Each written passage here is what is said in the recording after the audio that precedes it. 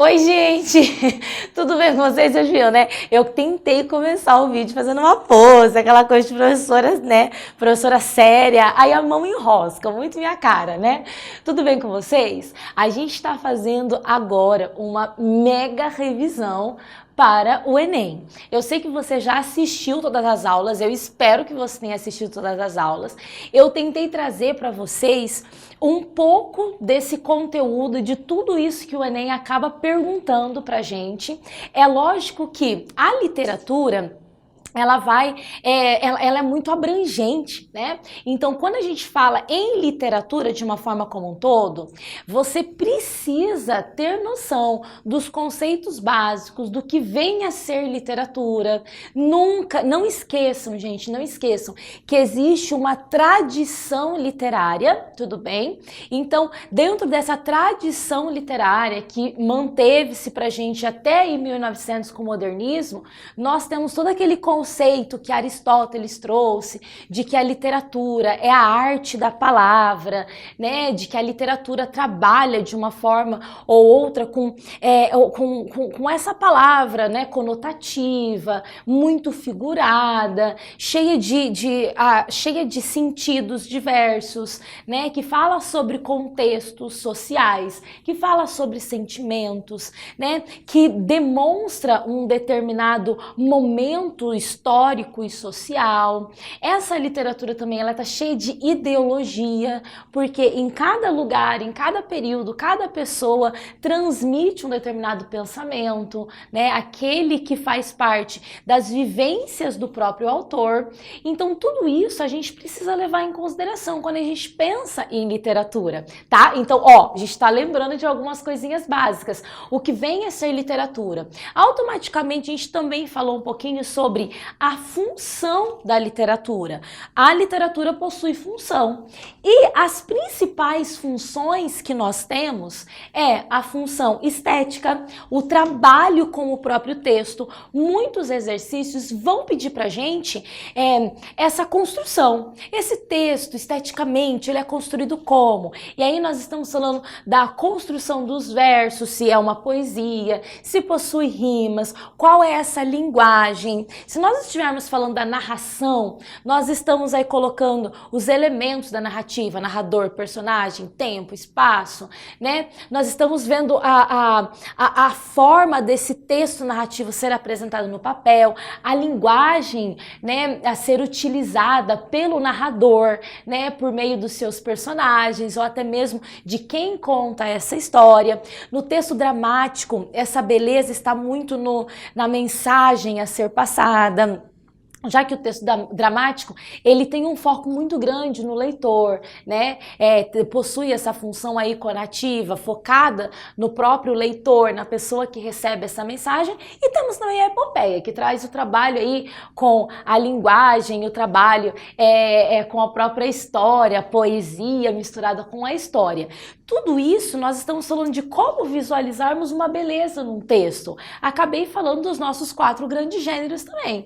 O gênero épico, que para o Enem ele vem muito próximo do gênero narrativo, até porque, né, eu comecei com a minha epopeia e essa epopeia se desdobrou até a minha narração. Quando eu deixei de cantar histórias, eu passei apenas a contar histórias, eu vou transitar da epopeia para, né, a minha narrativa. Tudo bem? Nós temos também o gênero dramático, que são as nossas peças teatrais, e temos o gênero lírico, que é a nossa própria poesia. Então, o trabalho, a beleza que existe por trás desses nossos 4 grandes gêneros. Também temos a função cognitiva, que é você adquirir conhecimento, né? Todo texto, ele te transmite algum conhecimento por meio de temáticas, de questões sociais, de linguagens. Você sempre aprende alguma coisa. Isso é algo muito importante que a gente precisa pensar. Além disso, também temos a função catártica, né? A catarse, que é o efeito, né, desse texto, é você utilizar essa literatura para um benefício próprio. Como assim benefício próprio? É quando você, utilizando aqui a palavra expulsa, né, quando você libera as suas emoções, quando você aproveita a literatura para saciar os conflitos, os desejos e os anseios do seu coração. E você pode fazer isso, você pode utilizar a literatura como meio de expelir os seus sentimentos, escrevendo alguma coisa ou se apropriando daquilo que já está pronto, né? Quando você canta uma poesia, quando você canta uma música, declama, né, uma poesia ou algo nesse sentido, e aquilo traz um conforto para o seu coração, esse conforto é o que a gente chama de catarse, tudo bem? E nós também temos a função engajada política social, que é uma das questões muito utilizadas no Enem, que foi muito utilizado nos últimos Enems, né? No de 2018, 2017, 2016, principalmente no 2018. Ele foi muito pontuado, essas questões, né, de sociais, né? Utilizando a literatura em prol desse processo social. Bom, qual que é a minha dica nesse momento, né? A gente falou aí o que é a literatura, falamos das funções da literatura, falamos dos nossos 4 grandes gêneros literários, e aí nós entramos, é lógico, né, nos movimentos literários, e eu acredito de todo o meu coração que essa prova agora, desse ano, vai tender a voltar um pouco mais para as questões do conteúdo, tudo bem? Gente, por quê? Porque a gente precisa pensar que a nossa prova é uma prova de âmbito nacional e que muitas vezes questões políticas interferem na construção da nossa prova, né? Quem está por trás do Enem, quem organiza o Enem, quem são as pessoas responsáveis por isso? E visualizando o nosso contexto histórico, o nosso contexto político, eu, Andiara, professora Andiara Maximiano, eu acredito que essa prova vai voltar um pouquinho para essas questões conteudísticas, para essas questões estruturais, tudo bem? Isso não significa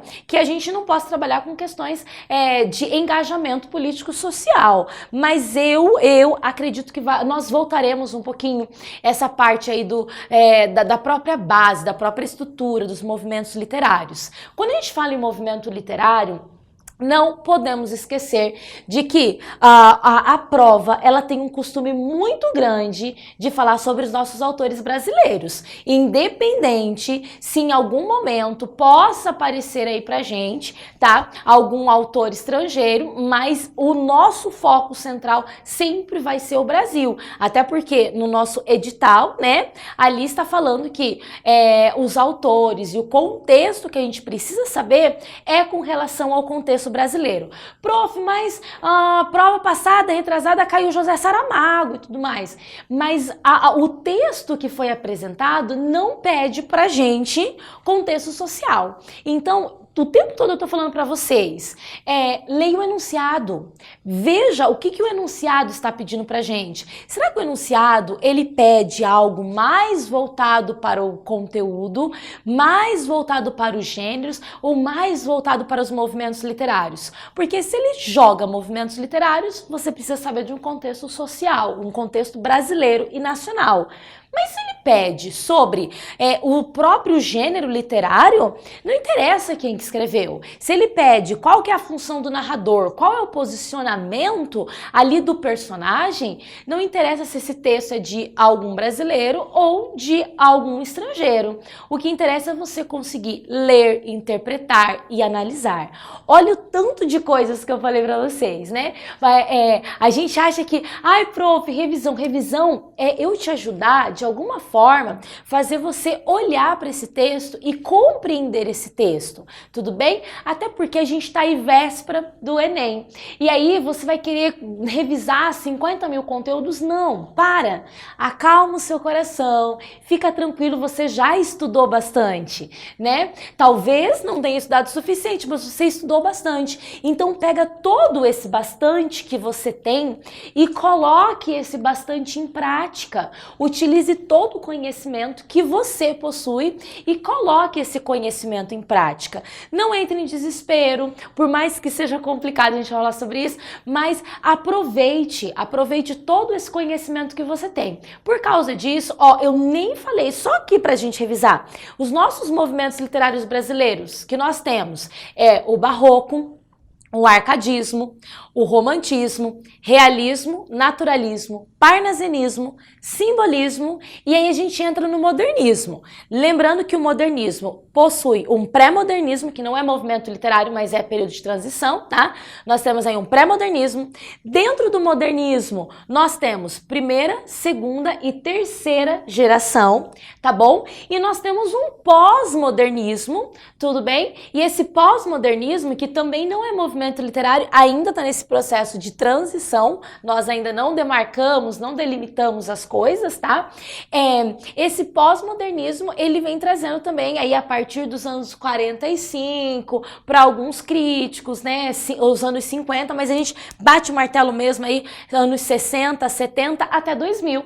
E hoje, eu falei isso nas nossas aulas, nós vivemos a literatura contemporânea, que é o que o Enem tem perguntado bastante, né, para você olhar para esse texto contemporâneo. E aí, quando entra no contexto contemporâneo, o que pede pra gente é muito engajamento político-social, muita interpretação textual, até porque a nossa crítica literária não desenhou essa literatura contemporânea no sentido de essas são as características, você tem que estudar assim, assim, assado. É algo muito heterogêneo. Tanto que o termo que a gente usa para isso é a heterogeneidade, né? É o contexto da multiplicidade, várias pessoas, vários pontos de vista sobre um mesmo contexto, sobre um mesmo assunto.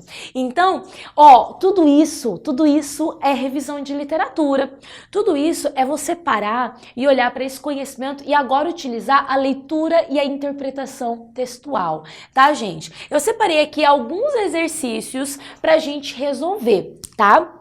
Não serão muitos exercícios, mas é interessante a gente já começar a observar algumas coisinhas e para acalmar mesmo o seu coração. Nós temos eu brinco muito do pacto, né? O meu pacto do dedinho, de que no meu exercício do Enem, você precisa começar lendo o enunciado. Gente, sempre o enunciado, sempre o enunciado, sempre o enunciado. Por quê? Porque os meus textos são muito grandes e você já vai para o texto buscando aquela resposta. Então vamos para aqui alguns exercícios, vamos para esse enunciado que diz assim: o processo de construção do texto formata uma mensagem por ele dimensionada, uma vez que, vamos utilizar, eu quero marcar algumas coisas aqui com vocês. O texto, ele foi construído, a gente está falando, o processo de construção do texto formata uma mensagem. Olha que legal. Esse texto, ele passa uma mensagem por ele dimensionada, uma vez que, qual que é essa mensagem passada por esse texto conforme ele foi construído. Então vamos observar isso aqui? Vamos ler o texto, precisamos do texto agora. O texto diz o seguinte: é preciso não beber mais. Não é preciso sentir vontade de beber e não beber. É preciso não sentir vontade de beber. É preciso não dar de comer aos urubus. É preciso fechar para balanço e reabrir. É preciso não dar de comer aos urubus, nem esperanças aos urubus. É preciso sacudir a poeira. É preciso poder beber sem se oferecer em holocausto. É preciso. É preciso não morrer por enquanto. É preciso sobreviver para verificar. Não pensar mais na solidão de Rogério e deixá-lo. É preciso não dar de comer aos urubus. É preciso, enquanto é tempo, não morrer na via pública. Gente, vocês perceberam que ele está querendo dizer, o tempo todo, é preciso, é preciso, é preciso, é preciso, é preciso. É como se ele já estivesse, né, dando uma mensagem, passando uma ideia do que supostamente deve ser feito. jeito. Então, é quase como se a gente estivesse dando um conselho, dando uma ordem, né? Na questão do imperativo, é preciso fazer isso, é preciso não olhar, é preciso... É quase como se ele já estivesse antecipando os nossos passos, como e tudo isso deve ser construído, né? Então, essa construção textual, ela é muito representativa pra gente. Até porque, olha só, o processo de construção do texto formata uma mensagem por ele dimensionada. Uma vez que configura o estreitamento da linguagem poética, essa construção dá uma aproximação, né, dessa linguagem poética. Então, nossa, se eu utilizar no imperativo é preciso, a minha linguagem vai ficar muito mais poética, muito mais gostosa, muito mais clara. Lógico que não, tá? Até porque deixar essa linguagem, né, esse estreitamento, transformar essa linguagem muito mais poética, algo gostoso, ele vai utilizar musicalização, rimas, algo nesse sentido. Então, não dá pra gente pensar nessa alternativa, tá? Ó, a letra B. Reflete as lacunas da lucidez em desconstrução. A mensagem a ser passada mostra, reflete, apresenta as lacunas da lucidez. Alguém tá... Gente do céu, né? Olha só, não tá lúcido a pessoa, porque eu tô falando de lacunas, né? Ou seja, não está lúcido. Meu Deus, o que que tá acontecendo? Ele tá mostrando uma falta de lucidez? Não. Então a gente joga fora, tá? Letra C. Projeta a persistência das emoções reprimidas. Olha, isso é uma coisa muito interessante. Ele está projetando a persistência das emoções reprimidas. Nós temos emoções reprimidas, mas quando ele está mostrando isso, ou ele já está antecipando essa repressão, né? Então eu já coloco um ponto de interrogação aqui. Por mais que as minhas emoções, elas tenham sido reprimidas ali, ele não está projetando uma persistência, mas ele já está antecipando isso. Então, eu deixaria isso daqui, na verdade, assim, estranho, né? É legal, mas não é completo. A ideia, a mensagem, não é essa persistência, mas sim quase que já te antecipar, né? Quase como de dar conselho, não faça isso, não é legal transformar assim, assim, assado. Então, eu não gosto muito, eu acho que essa é confusa e incompleta. Se tá confusa, eu não marcaria, tudo bem? A letra D. Repercute a consciência da agonia antecipada. O que deixou isso legal? Olha aqui, o antecipado. Ele está repercutindo essa consciência de uma agonia. Não faça isso, é preciso não olhar, é preciso não sair, é preciso não fazer isso. Ele já está antecipando determinadas informações pra gente. Então, eu gosto desse sentido, por quê? Porque essa mensagem dá esse sentido de antecipação. Então, deixa marcado do lado, porque é uma alternativa bacana. E aí, revela a fragmentação das relações humanas. Gente, o foco dele na construção do texto não é demonstrar as relações humanas, mas sim dar determinadas dicas, dar determinados conselhos, né? E te induz a determinados comportamentos. Então, eu também não gosto. O que ficaria muito mais legal aqui enquanto resposta seria a minha letra D. Eu acho que ela conseguiu sintetizar, ela conseguiu transmitir uma mensagem, que seria a mensagem que o texto diz pra gente. É preciso fazer isso, é preciso tomar cuidado, é preciso não olhar, é preciso prender, é preciso aquilo outro. É como se eu estivesse, né, antecipando determinados movimentos, né, pra você, pra gente viver melhor, ou compreender melhor, ou estar em acordo com essa sociedade. Então, gostei da letra D, acertei, né? Coloco a resposta depois para ver se eu acertei. Outro texto, exercício, esse exercício é muito legal, são os exercícios do último Enem, que a gente não conseguiu responder todos, né, na nossa aula, nas nossas aulas normais. Então, aqui eu trouxe esses últimos exercícios, e esse exercício é muito bacana, ele é muito legal. Olha o que diz o enunciado.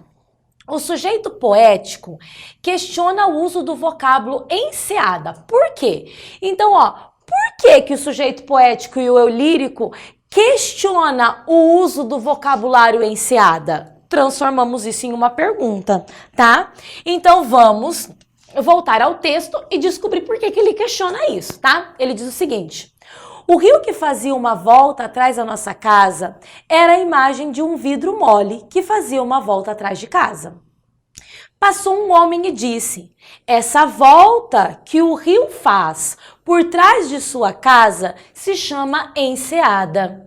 Não era mais a imagem de uma cobra de vidro que fazia uma volta atrás de casa. Era uma enseada. Acho que o nome empobreceu a imagem.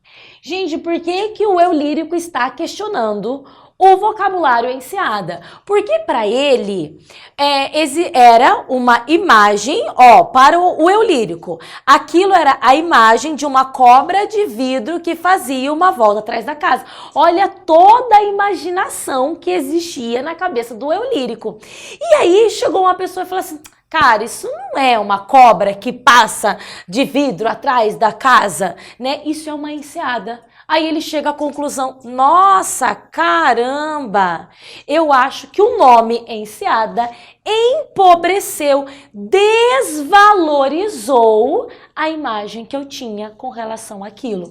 Então, já entendemos o processo. O sujeito poético questiona o uso do vocábulo enseada por quê? Vamos lá. A terminologia mencionada é incorreta? Ele ficou chateado porque é incorreto? Não. A nomeação minimiza, diminui a percepção subjetiva, ou seja, a imagem que ele tinha? Sim, então já vou colocar até aqui, né? Mas vamos ler as outras alternativas. A palavra é aplicada a outro espaço geográfico? Nada a ver, gente. Aquela assim, nossa, né? Que alternativa, né? A D. A designação atribuída ao termo é desconhecida? Gente, eu não conheço. Enseada, ninguém conhece enseada. Não, quem não conhecer é ele, mas o termo ele é conhecido, né? Então eu não posso pensar nisso enquanto resposta.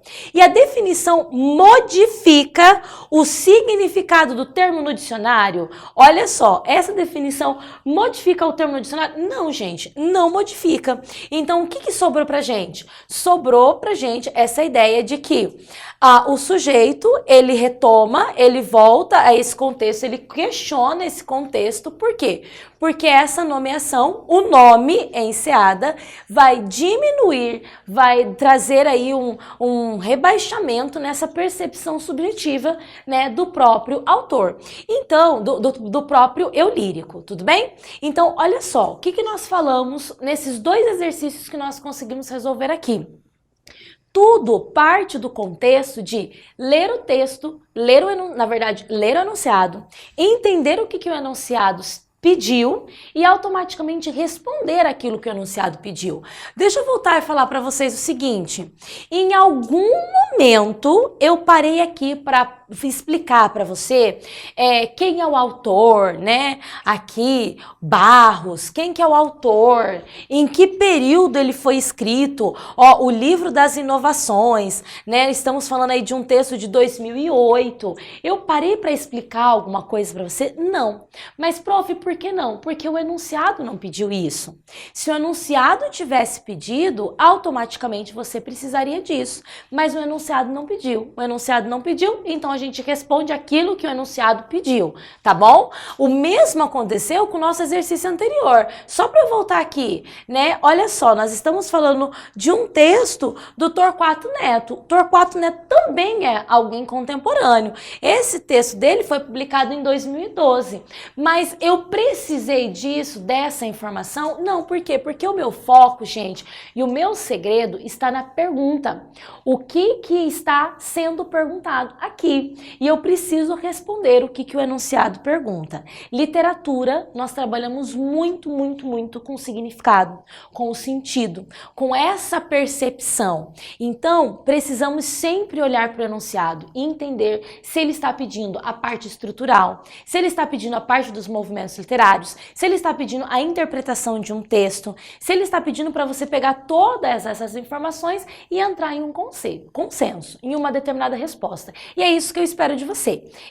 A gente tem mais uma aula aí de revisão. Segura aí, né? E não deixe de assistir a próxima aula, porque essa primeira eu quis falar um pouquinho mais sobre todo esse contexto que a gente aprendeu. E agora a gente vai resolver esses últimos exercícios da prova de 2018. Por quê? Porque esse estilo aquilo é muito legal e provavelmente as questões aparecerão assim pra gente, tá? Então, beijinho e até daqui a pouco, hein? Tem mais uma aula, fica aí.